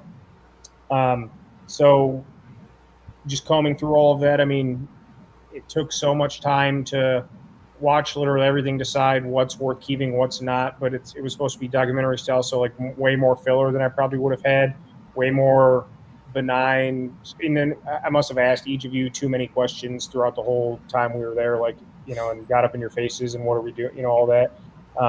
So those are pretty extreme examples compared to my regular content. Whether it's a regular camping video or a stealth camping video.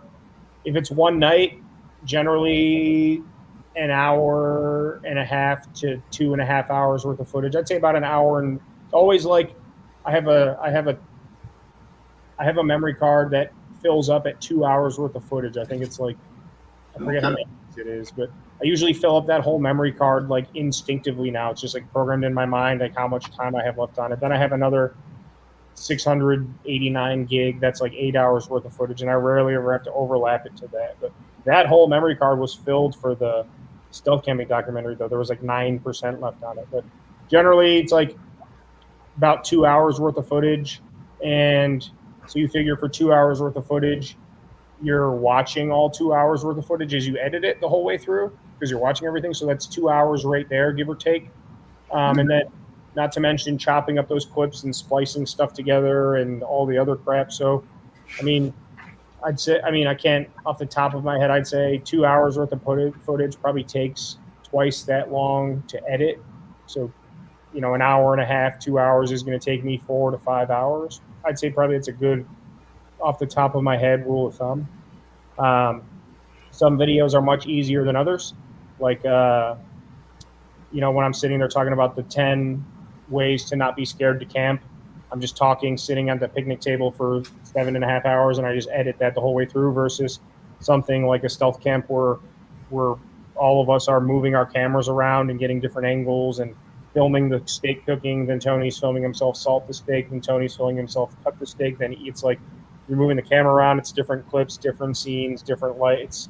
A 3-minute segment of cooking dinner, 3 minutes at UC could be 45 minutes worth of footage.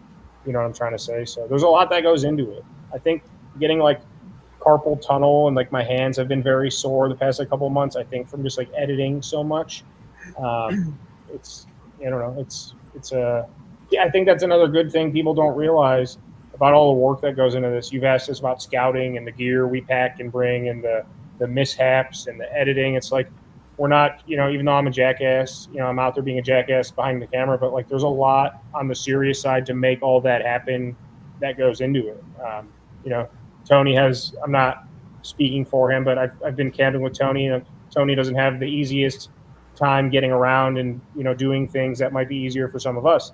Yeah. So the fact that he's able to get out there and do all that too, I know it sucks ass for me, pardon my French, a lot of the time. And so, someone in like Tony's position, Todd has to forget things all the time, and that really weighs him down. There's a lot. The point being is there's a lot that goes into it. People don't realize. It doesn't really weigh on me because I don't even know about it until I realize it's happened. So I do want to say editing also depends on if it's something I've never done before.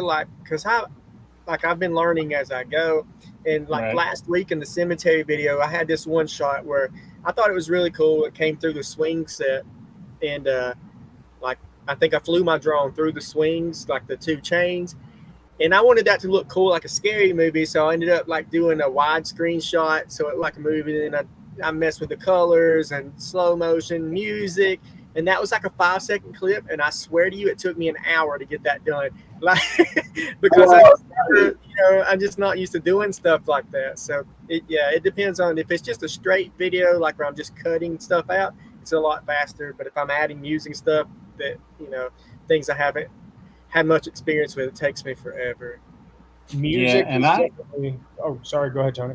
Oh, I was going to say, and I love editing and I love filming. I love that part of it. So saying about doing that drone footage, I spent probably 10 minutes trying to get an ant crawling across a little branch, trying to focus on that thing for about 10 minutes. Just as B-roll.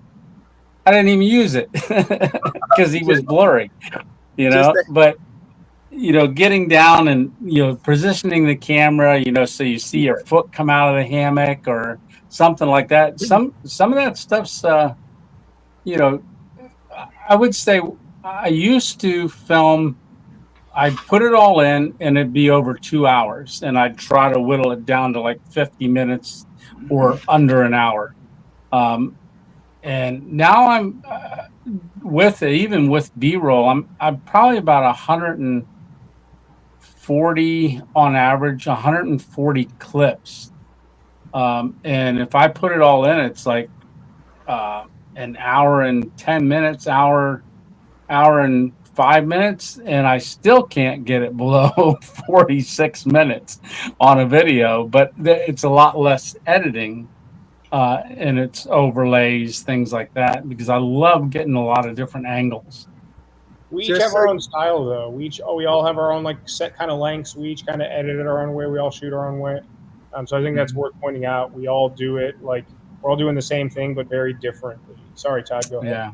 I was just going to tell Tony, I don't know if you know this, but on your Pocket 3, there's a mode called Product Showcase, and that will let you get those close-up kind of macro shots, like of your ant crawling. That'll help you focus in on something very small and give you that blurred background kind of look that you're going for. So maybe try that next time. Yeah. So We're waiting for woodpecker to peck. I had a pleated woodpecker. I laid in that hammock for 20 minutes going, okay. And I'd let it run trying to catch that sound. And then I go, well, he didn't go yet. And I don't want to waste all that memory. So I'd be in the process of deleting that one. And he'd go on the thing right near my head. I'm like, come on. And I was trying to time it, because it was like every 20 seconds or something like that he was doing it. But then he stopped doing it. And then he did it as soon as I deleted it. Oh, God. Yeah. No, like, oh, we're moving on from this. Well, it sounds like you like to edit videos. I personally think that going out and shooting is always fun because you have the adrenaline and you don't know what's going to happen. But then you get kind of bored. Then we all know we're going to sleep like crap, and then we all wake up groggy, and it's 5:46 a.m. But I think for me personally, it's always nice to put the video up, and whether it does well or not well or average, comments and fielding all that is very fun. But I think my personal favorite part, probably, it's very painstaking, but it's fun going back and watching it and putting it all together, because we get to make it. It's like we lived it, and then we actually get to make it into what people are going to see. I don't know how to like describe like I can't like break that fourth wall in words, if that makes sense. You know what I'm trying to say? But like, to me, that's the real challenge, is like, you can go out and film yourself, shooting free throws and working on your jump shot. But, it's like, how do you present that in an interesting way and make people want to watch it? You know what I'm saying? Like, we can all go set up our hammocks or tents or sleep. I could sleep behind Walmart tonight, Wendy's tomorrow, Taco Bell on Friday, Burger King on Saturday, Starbucks on Sunday. But what is compelling about that? It's how you shoot it and then how you present it. I think that's another, like I said before, we all kind of do that, but in our own way. I hope that makes sense. Yeah, I can't go shoot a video a day. I'm wiped out the next day. I'm totally wiped out. Our trip together, I was going to fish 2 more days after our trip. And once we got back to that Sheets, the only thing left for me to do would have been to crap my pants before I went home, because I was done. It was done. Yeah. 3 days in a row. But would you ever let someone else edit your video for you? I would, 100%. If I ever make enough money where someone can edit for me, I definitely will, because I do enjoy like the creativity of it, putting it together. But I could do 3 camps a week if I didn't have to edit videos. That's true. Teach your son. Yeah, that's what I was about to say. If I could that's right. To edit my videos and get my my kind of style that I use when I edit, someone that can emulate that, then I'd have no problem handing that off. I didn't think about that, but I would never want to give up creative control, because it's like, I get out there, it's like, I feel like I'm my own boss and my own employee, and I'm running my own, not like a business, but that's how I kind of like look at it. Like, everything's in my hands, and it's my art, my this. So like, I would never want to give up the creative control, which to me would be like the editing and how you present it. But I think your point, I'd never considered that part of it before. You're 100% correct, because the editing process that's a day, like you camp Tuesday and then you're editing, even if it's 2 hours or 7 hours, it's a whole day's worth of, or a chunk out of a day. So that's a really good point. I never thought of. And if you think of it as in terms of a business, anytime you upscale a business, you can't run the whole thing by yourself, So if you get bigger and bigger and bigger, you're going to have to hire employees at some point. No, 100%. I don't disagree with that's. Like I said, the logic of what you said struck me as like, it was like you can't argue the logic at all. But Sam, would you ever let Jeff edit your videos? I mean, I guess, yeah. I mean, if she doesn't edit, she's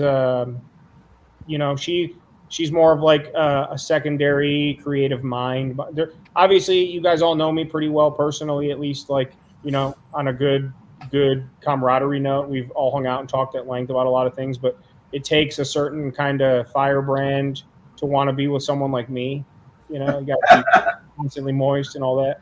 But so we're definitely kindred spirits in the sense we both have very creative and kind of ADD minds. I don't know how to describe it, but she, I think, to look at it as a business again, to quote myself and Todd, I think her best asset to me is being supportive behind the scenes, but also helping my creative juices from angles I would not have because like you said, you can upscale it, blah, blah, blah, but when you hire those people, you need to hire people that are going to add to the arsenal. And she definitely, even like the Joe Dirt or the Kid Rock, like, don't wear that stupid shirt, wear your vest. Oh, I have these funny hair extensions I bought for blah, blah, blah. It's like that kind of stuff. So I don't know if I'd have her edit because she doesn't edit, but she already she contributes to the channel almost uncredited because who's going to know it was her idea for the vest and for that, what I'm trying to say. Oh, what about you guys, Daniel and Tony? Would you ever let anybody else edit your video for you? Go ahead, Tony. Yeah, I probably wouldn't. I've had people offer, hey, they send you emails like, send us your raw footage. We'll show you what we can do with it. And I'm thinking, well, you're not going to know to put that plant when I'm saying this to divert, or I do a B-roll of me just holding a cup of coffee with the camera behind me, that I filmed after I already did all the stuff, or the camera on the side where I went to go drink it. They won't know that, that those are all clips that I film after I film my main clip. And I'm thinking it won't, but maybe it'd turn out better. I don't know. But I probably wouldn't, because I like the filming of it, and it doesn't take me long because it's fresh on my mind. That's why I edit in the field while I'm doing it. As soon as I say lights out, I'm editing because I want to get what I did up to that point and know how it's going to be. Do I have enough time in the morning to make coffee, or do I need to make coffee in the morning because I need a little bit longer, or that would be a nice touch in the morning. So that was I got to kind of know where I'm at. What's that? I didn't mean to interrupt you. I don't want to finish what you were saying. Oh yeah. So basically, did I film enough leading up to it? So I was at 33 minutes last night when I said lights out. Okay. And I think it's at 46, the video next week. Oh, wow. What about you, Daniel? I wouldn't have a problem turning over product review video editing, but I like the creative part of editing my own stealth camping videos. Like Tony said, there's a certain way that I feel like it needs to go, and somebody else may not have that vision. So I would probably keep editing as long as I possibly could. And then if it got where, I was doing multiple camps a week, I would have to, farm some of that out if I could find someone that kind of had, my ideas in their head, and they could kind of tell which way I was going with it. But I think I would still want to do part of it. I just don't think what you just said hit me again. I just don't think it's not even like my own ego or whatever. It's just like I just know when I'm shooting how I'm going to edit it, and then when I'm watching it, I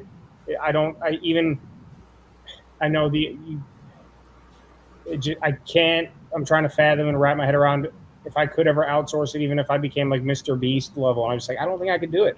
I could shoot multiple videos a week because it would be my full-time gig. So I could go out and shoot 5 days in a row and then just spend the next 10 days editing all of them and still be 5 weeks ahead. Like at the point where you're afforded the luxury of being a full-time content creator, at least in my position, I probably wouldn't change much. I'd probably still put out a video every Thursday but I would be able to do more stuff and also have more free time, not having to work full time. So it's like I'm kind of in a box right now because I have a full-time job and this is like a second full-time job. But if I was making enough money or afforded the luxury of doing it full time, I think I would be able to keep up with the pace. I don't know. It's on paper, it sounds so nice for sure because, who wouldn't want less to do? But I feel like that's almost, to me, that's almost like I said, that's almost like the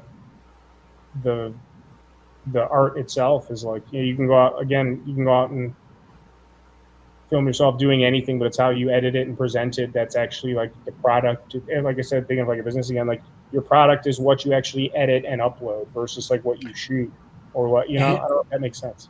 Maybe I'm being noble. And it may be better in some respect because there's things that I film like, oh my gosh, this is going to be so cool to get this little shot in there. And nobody ever comments about that shot. And I'm like, even my wife watching it, I'm like, oh, don't turn your head. Don't turn your head. This is coming up. And I'm like, and, she looks up, huh? And it was the one thing that I thought would really make the video. And it's like, huh? But Tony, as far as your videos go, though, Tony, those little things, people may not pick them out, but all of that together is what makes your whole video. Mm-hmm. And I don't think you would find anybody that would edit your videos satisfactory to the way you edit them. I don't believe you would. Yeah, I think I would be very critical of it if someone else edited it. Like, why didn't you use this or why didn't you use that? Yeah. I've had people email me literally. It's the most common email I get is people that want to make thumbnails and people that want to edit for me. I literally get daily, if not every other day, definitely handfuls a week. And a couple people I've dabbled with just because they always send samples of their content, or I've worked with Tony, Random Adventures. I've worked with whoever, Mr. B, and they send their portfolio. I've sent some raw footage to people to edit. And a lot of times I've done it probably 4 or 5 times. I tell people, take one of my videos that's already on YouTube and take what's there and cut it and edit it to what you like, or give me a scene. And I've been impressed with a couple, but again, there's things in there that I would never do. And that, again, like something I would have left in, they cut out, or something that, blah, blah, blah. But then there's also like the modern day editing style, like the super quick cuts. And it's like, it's all very like TikTok-y kind of feeling, like, and they're putting like sound effects and like triple zooms and like all the fast moving. And I just was like, and like inserting, like, it's like a thing now in a lot of people's videos, like I'll say something funny, and then instead of me saying that's what she said, they'll like cut in a cut of Michael Scott from the actual show saying it. Like they're using like clips from TV shows and movies or like Bob stuff. And I'm like, it's just like weird copyrighted, not has anything to do. It's just like you're adding it to like, it's like bells and whistles. I don't know how to describe it, kind of how it makes me feel, but it's like it's not like, it just doesn't jive with me personally. I don't know. But that's why I said if I could find someone who could emulate the way I do it, which for me, I don't think it'd be hard because I'm not that great at editing, I'm basically just cutting out stuff when I talk too long, that's really all I'm doing. What you're talking about though, I feel like that kind of stuff is edited on purpose for a younger audience. They have to have that stuff because their attention span is just gone. And so if they don't have quick cuts to something else, then they're over it. But yeah, so I do have a 15-year-old son who edits, so I'm hoping I can get him trained, and maybe I give him a percentage of AdSense or something if I ever make it big. Yeah, I agree with Majestic Hammock there, Corey. Yeah, when you're the producer, it's hard to you don't really want to outsource. Yeah, it is. Well, it's kind of getting late. That's only going to be one more question for you guys. Do you have any advice for people that want to start going camping or stealth camping? Yeah, just start doing it. That's the best way I feel like to learn anything. You just have to start doing it. It's not going to go great at first. Nothing new ever really does, but I think you just got to start doing it, and you'll learn stuff as you go. But that's the main thing: just get started. Yeah, and don't worry about if you don't have the, a lot of people say, well, I need to get this camera first and then I'll do it. No, you don't. I filmed for 3.5 years with my phone. If you have a phone, which everybody's got a phone, they can get started with that. And don't pick anything hard. Set yourself up for just the experience. And if you don't get anything out of it, play around with the editing, of it, and just kind of get comfortable with it. But it's all about, like Todd said, just do it. Daniel? Well, yeah, I say if you got a phone, if you can get your hands on a tarp, it doesn't have to be a camping tarp, anything that'll keep the rain off of you, and take a blanket, and if you don't like your yard, go to your neighbor's yard and just go out there and put a tarp up the best you can, throw a blanket under it, and spend a night, video it, and then go edit. You may not post it, but it gets you started. It's as long as you're getting out. That's one reason why I wanted to start my YouTube channel. Was I was sitting on the couch all the time, and this gets me outside. And once I get outside, if I'm sitting on the couch, I'm going to stay sitting on the couch. But if I get outside, I'm enjoying myself more. And the more I get outside, the more I want to be outside. And so you don't have to have a bunch of gear. Just take what you have. Borrow a tent, borrow a hammock. And most everybody has a phone. Take it out and make a video. And if you're scared of camping at night, go do a day camp. It'll get you started. Sam?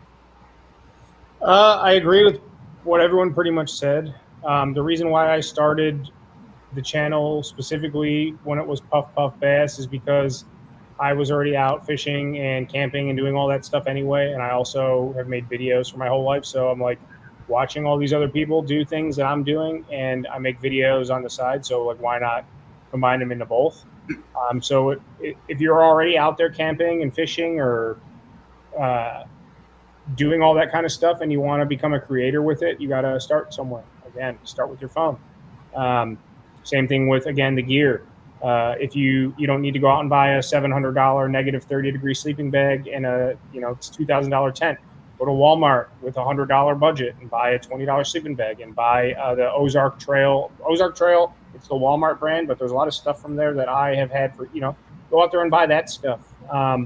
And just, if you're just trying to do it just to go out there and camp and fish and whatever and soul search and be outdoors, do it. And if you want to do it and try and make content based around it, the only way to, again, just get your feet in the door, get your feet wet. I encourage people making content based around something that you're not familiar with can be difficult and disheartening. So my, advice I would give somebody is, if you want to make camping or outdoor content, go camping and be outdoors for a bit before you pick up the camera. And then if you really enjoy it, then pick up the camera, because you'll immediately translate better on camera. I think that's important. But all in all, I think everyone else said it best. Just get out there and do it, no matter what it is. You want to make a video, get out there and make a video. You want to get out there and camp, get out there and camp. Can't really get it any simpler than that. And if you love it, you love it, and you'll do it. And if you hate it, you'll hate it. You'll know right away. You'll know after your first or second time. It's not that, Well, that's some great advice. Thank you guys for tonight. I had a fun time, and it was nice talking with all you guys. Glad we finally got it done, too. We had to cancel like 8 We were. My fault a couple of times. So. It's nobody's fault. But I just want to say thank you to all you guys for coming on. And maybe we can do it again. And I put all the information in the description below. So if you want to check out their channel, it's all there. And the links are all there too. So go check it out. They're a bunch of nice people. So everybody watching of us, go subscribe to Jay too. Don't forget about Jay. Absolutely. Yeah, make sure you give Jay some love too, because Jay's an awesome guy too. Happy to call you my friend. So big time. Oh, thank you. I really appreciate that, guys. You better. Yeah, Jay, I did want to thank you. Thank you for having us. We do really appreciate it. At least I know I really appreciate it. Anytime you want me to come on and chat, I'm not the best on camera. If you watch my videos, you may see. Oh, But come on. I always have a good time when I chat with you. I do too. You're very handsome, Daniel. I like you on camera. Oh yeah, I'm sure. And I finally got to meet Tony from Random Avengers 2.0. Tony, have you not been on Yeah. Jay's show before? I thought you guys did. Or no, I guess you didn't. No, we didn't get a chance to. Yeah, we were planning to, but I hopefully will see you guys next April when Tony has the meet and greet.